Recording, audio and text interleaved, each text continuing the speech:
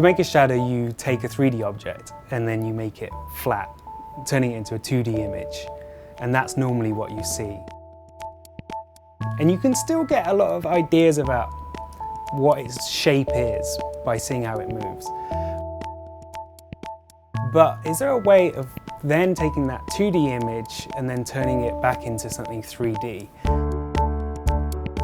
Hi, I'm Tom McDonagh. I'm a grad student in biology.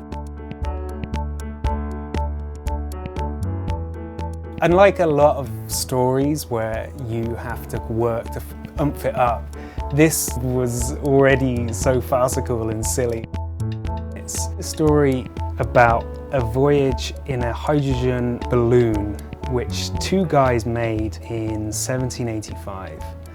There was this French guy called Jean-Pierre Blanchard who was the balloon expert, meaning that he had done a small handful of flights before. And he was a showman, a ladies' man, and the other guy, he was sort of a stern man of science.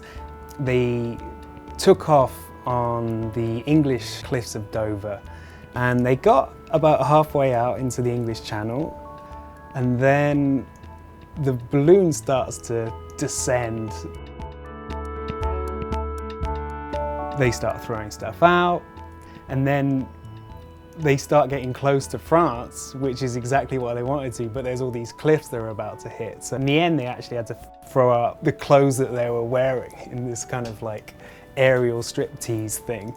And by ditching everything they had, all their scientific equipment, they kind of lifted the balloon up, and became the first people to travel by air from England to France.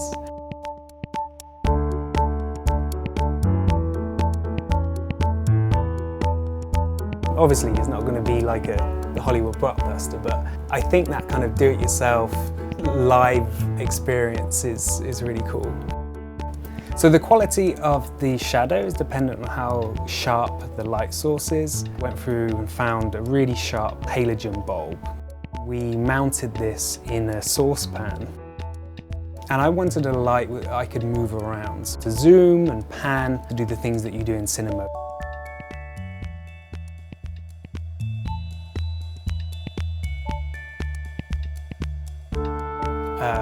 Yes, you can cast shadows of the object from two different angles, and you can just polarize the light for one of the shadows in one way and then polarize the light in another way.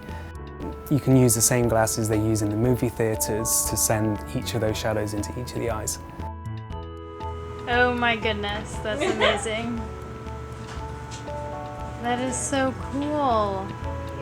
Stops looking like shadows, because we're so used to shadows being flat on a surface, but it doesn't look like the real world either.